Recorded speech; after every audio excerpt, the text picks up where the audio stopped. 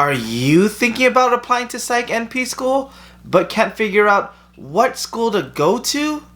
Well, in this video, I'm going to be going over certain criteria to look for when choosing your dream Psych NP school, so stay tuned. What's going on, everyone? It's the Psych Dude back again with another video.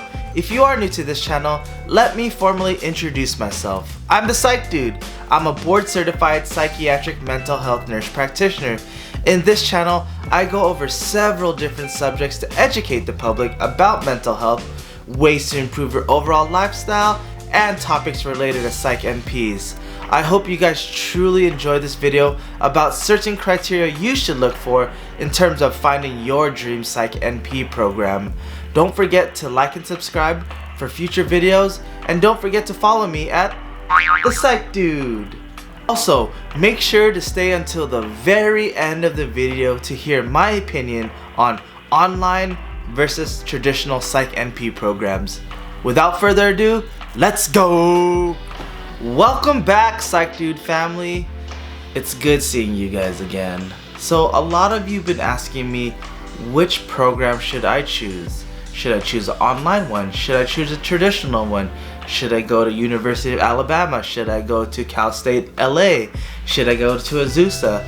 Well, there's so many different factors that you should take on in terms of why you should go to a school, and I wish I can give you a better answer of which schools are really good and which schools you should avoid, but I can't because there are so many factors, like I said, that goes into each program. So now you're probably thinking, aren't all programs pretty much created equally? And I wish that were the case, but unfortunately, no, that's not the case.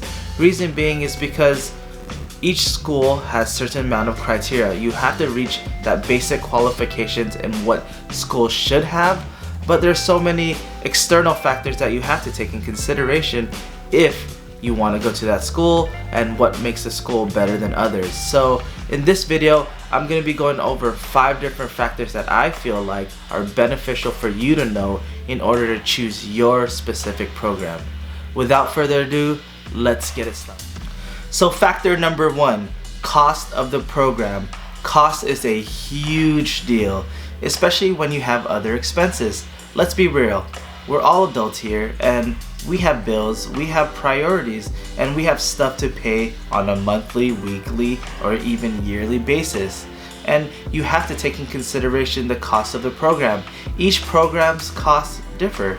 The cost of Psych NP programs can be as low as $20,000 a year, and sometimes it can be as high as $120,000 a year. So you must take that in consideration when you are choosing the program and to see if it's actually worth it for you. Depending on the program, if you're already an NP or RN in a high-paying state such as California or even Northern California, then is that difference of pay even going to be worth it? Yes, you can factor in how much you love doing what you do and who you serve, but at the end of the day, we have to pay our bills in some shape or form, and if you're already going to put in money towards this program, then wouldn't you think you would reap some of the benefits of getting increased wage? And if that increased wage isn't even worth it and it's minimal, then sometimes you might not even want to do it unless you think about going to a cost program. And because of that, you have to obviously make that decision on what you want to do. And obviously, as you know, depending on the program's cost, sometimes you might not get as much, and sometimes you may be getting more than lower costing programs. So take that into consideration. So factor number 2, psychopharmacology. So a huge factor in choosing the college that's right for you is determining if that school has psychopharmacology within itself, like as a designated course. The reason I say that is because psychopharmacology is huge. You want to choose a school that actually provides a designated psychopharmacology course because, let's be real guys, psychopharmacology is pretty much a bulk of what we do on a daily basis. Yes, there's therapy, yes, there's providing supportive care, but at the end of the day, psychopharmacology is our specialty and it's what we do. So I've heard from other people online saying that some schools don't have a designated psychopharmacology course, and that is built into the specialty courses like NP, Psych NP1, Psych NP2, Psych NP3, stuff like that. But I would stay clear, because imagine learning all of the diagnoses, all of questions to ask in the initial psychiatric evaluation and in progress, and having to deal with learning the basis of psychopharmacology. That's hard. It's extremely hard. And imagine pairing that with having to take clinicals while learning psychopharmacology. How are you even going to be prepared for clinicals if that's the bulk of what we do? How are you going to know which medications are used for what? How do you know the doses of the medication? How are you going to know the indication, contraindications, adverse reaction, things like that? How are you going to know how to educate your patient if you don't have that solid foundation of psychopharmacology? So when choosing that specific program you want to go to, I would recommend having a solid psychopharmacology course that's by itself, not integrated with other courses, because you need to stick to the basics, learn the basics, and learn the foundations of psychopharmacology before you even prescribe to someone, so you make sure you're safe, the patient's safe, and that you're providing efficient care. So factor number 3, clinical placement. Another important factor to consider is if your school actually provides you the clinical placement, or if you have to go choose it yourself. And honestly, I say find a school that chooses the clinical placement for you, or gives you several different options on whether or not you want to receive that clinical placement. If you have your own clinical placement, then by all means just go to a school that it doesn't really matter at that point. But clinical placement is huge. I probably get requests on like a weekly basis to see if I can be their preceptor, or if you can find me a preceptor, stuff like that. But there's not that many of us, so finding clinical placements, especially for a number of students, is extremely tough. So you want to make sure that you actually have all of those resources, and you want to go to a school that provides you those resources to either 1, help you find a clinical placement, or 2, actually find you that clinical placement, because you don't want to have to stress about it when it's closer to finals, or it's closer to the end of your program, you're needing a certain amount of hours, and then you have to scramble from one person to one person to try to find that clinical placement. It's not even worth it, because you have so many different external stressors within itself, and now you have to deal with finding your own clinical site and dealing with the preceptor not knowing who they are or how their style is. Don't even bother. Honestly, find a program that has a clinical placement for you already, just so you can go throughout your program, because the program is already stressful and you don't want to add that added stressor on top of what you're going through already. So factor number 4 is alumni network.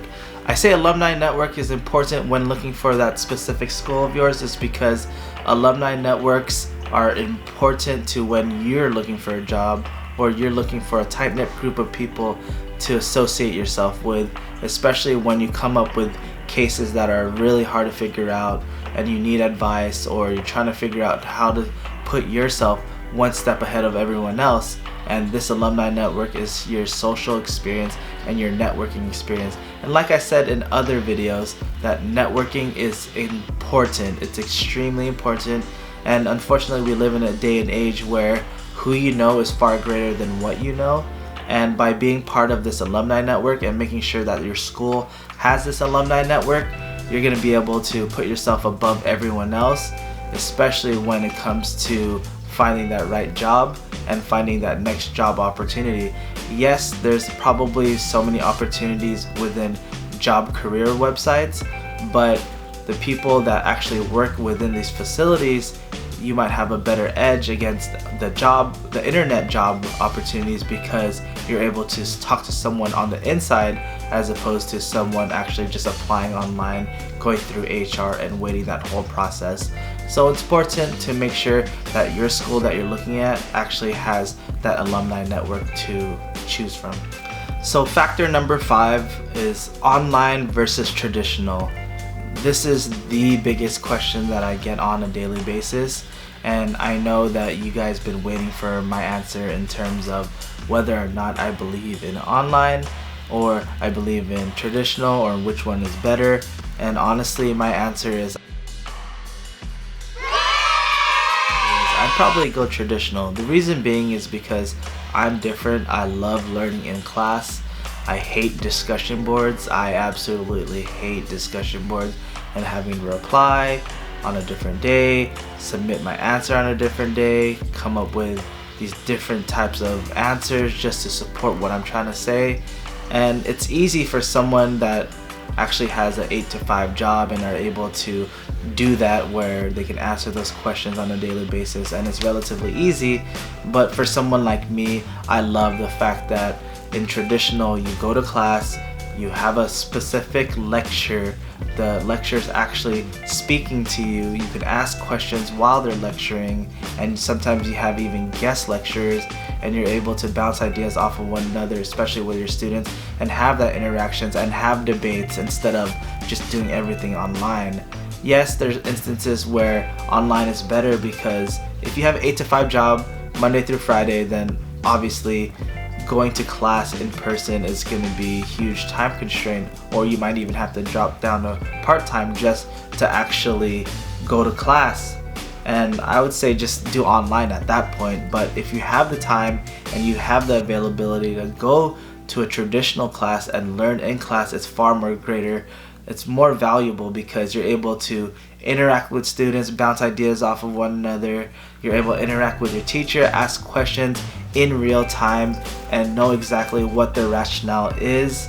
And two is you're able to use the resources on campus to see what you want to do or try to put yourself above everyone else. Online is good because one, costs are probably going to be lower because you don't have to actually have class.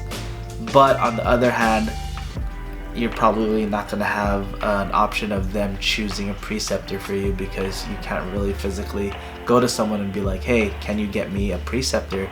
More than likely you have to find it yourself.